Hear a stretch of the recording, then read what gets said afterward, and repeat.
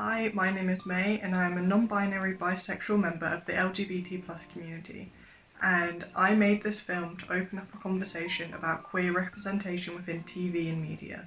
So let's go ahead and meet who we're interviewing today. I'm Enya, I'm 21, I'm female, and I don't really have a label, I just call myself gay at the moment. But I used to call myself pansexual. Hi, I'm James. I'm a 21-year-old gay schwanker man. What would you say is your favourite thing about the LGBT plus community? It's like, it sounds really silly, being able to make friends easily with other LGBT people once you have that connection, because you've got so many shared experiences that you instantly can just be like, we don't need to make small talk, we understand how each other feels, you know, there's no discord, we've been through the same kind of things.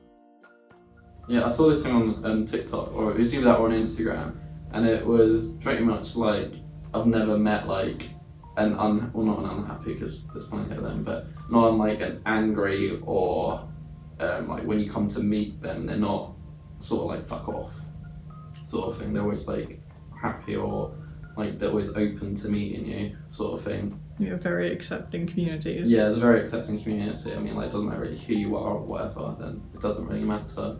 And I think, well, I just remembered, it was, I don't know how true it was, but it was like this guy recording himself in an Uber, and the Uber driver was like moaning about how all straight people, they always cause like the drama in like his taxi or whatever, and they always create problems, and he was saying like, oh, how like gay people are always happy and they're just like, no problems. So, yeah. And if you had to say anything, what would you say is your least favourite thing about the LGBT plus community?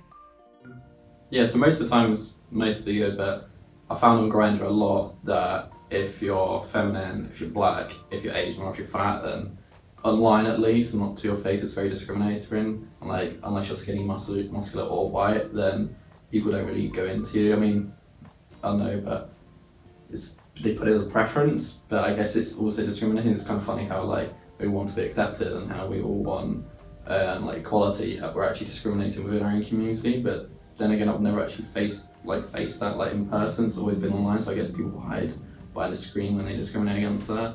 It was how like cringy some people are at Pride events, because you can get the really, really like the gay people who like play into the stereotypes, and I get secondhand embarrassment from it.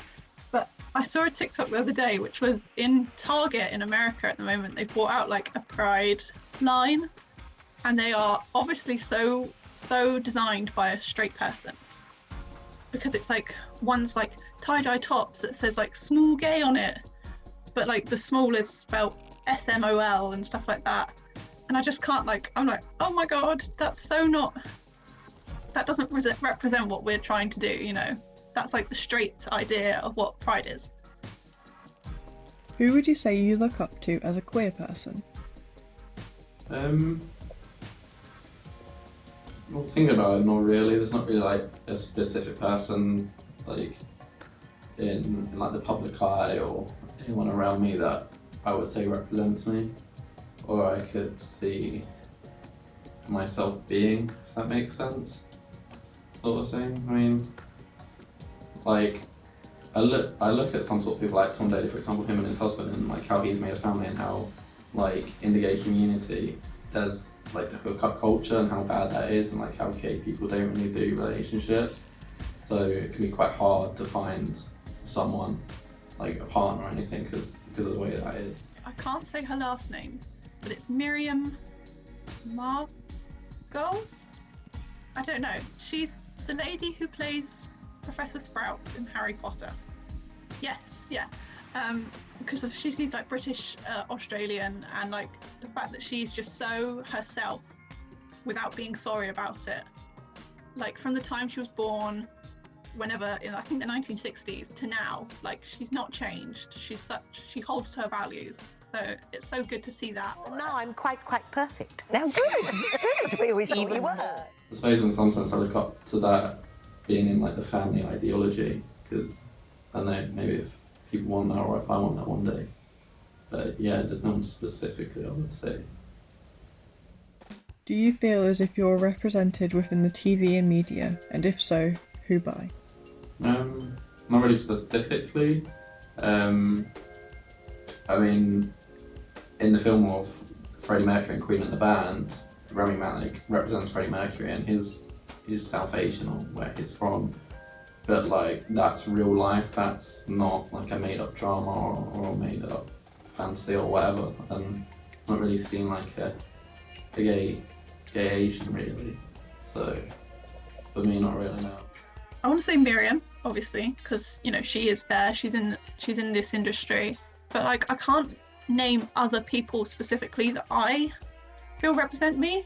Like there's people obviously who are coming out, like Philip Schofield. The last few years, with the strength and support of my wife and my daughters, I've been coming to terms with the fact that I am gay. Like that, but like more of it, you don't see people our age who get the right kind of representation. There was obviously the person who is in Years and Years, Ollie Alexander. He's pretty good, but that's just one person out of how many?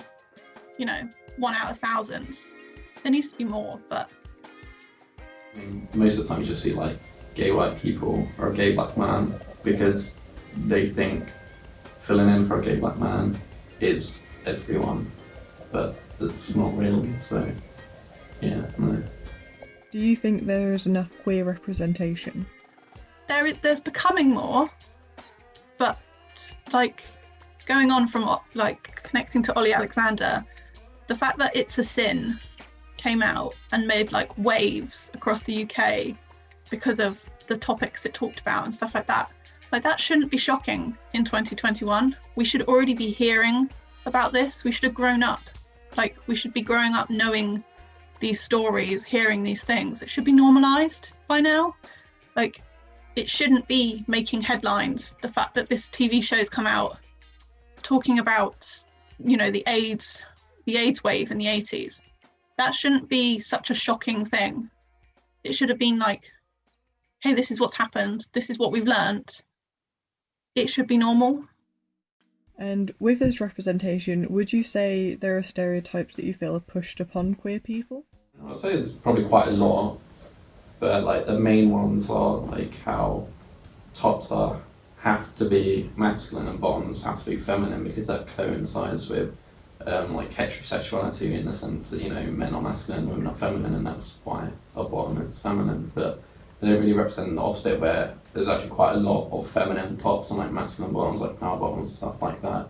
Lastly, do you think LGBT plus representation can be improved? Yeah, definitely. You think how many people there are in the world, and they say that 50%, the statistics at the moment are like 50% of people are straight, 50% are gay. That in no way is that true, because you talk to anyone nowadays, especially our age, nearly all of my friends are part of the LGBT community, whether that's because of their gender or because of their sexuality or because they just feel safe being able to say that they're part of it. I barely know anyone who is straight, or at least 100%. You know, even some of my straight friends have said in the past they're like bi-curious, or they're not quite sure, they're not 100%, you know. Well, like the most of the diversity they usually represent, or that I've seen, is through like, or at least through gays, is that you're either white and gay or you're black and gay. There's no actual other people of colour. There's no actual other representations through, like, I don't know, for example, like gay Muslims. I've never, like, before I went to Pride, I'd never seen a gay Muslim person, and it's not that I never thought they existed. It's more the thought that like I've never actually seen it, or like any other sort of like ethnicity or people of different religions are gay and that they haven't really been portrayed. So the fact that a TV show could have a cast of 100 and one of those characters is gay is so not what life is like. That's like a straight fantasy. That's not reality. So yeah, it's a lot. I feel like they could do a lot better rather than just having like a gay person and a white person. I think that's all the diversity they need. Yeah.